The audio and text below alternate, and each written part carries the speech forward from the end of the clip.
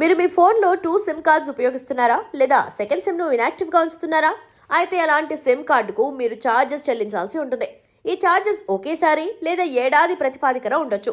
ఆ మేరకు mobile phone లేదా ల్యాండ్లైన్ నంబర్స్ కోసం మొబైల్ ఆపరేటర్లకు ఛార్జ్ విధించాలని ట్రాయ్ యోచిస్తోంది. మొబైల్ ఆపరేటర్లు వినియోగదారుల నుండి ఈ ఛార్జెస్ వసూలు చేయొచ్చు.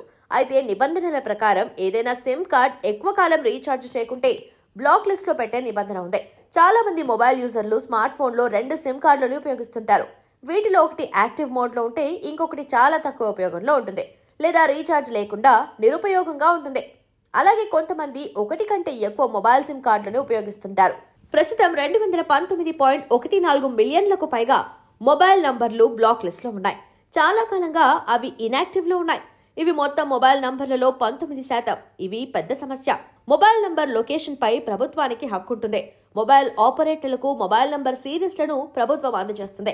మొబైల్ నంబర్లు పరిమిత పరిమాణంలో అందుబాటులో ఉంటాయని ట్రాయ్ తెలిపింది.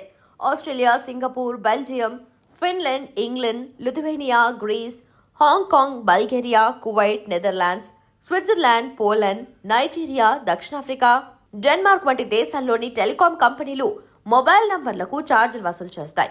ఇవి కాకుండా ప్రీమియం మొబైల్ నంబర్లను 50,000 వరకు వేలం వేయొచ్చు. ఇది కార్ నంబర్ ప్లేట్ల వేలం లాంటిదే.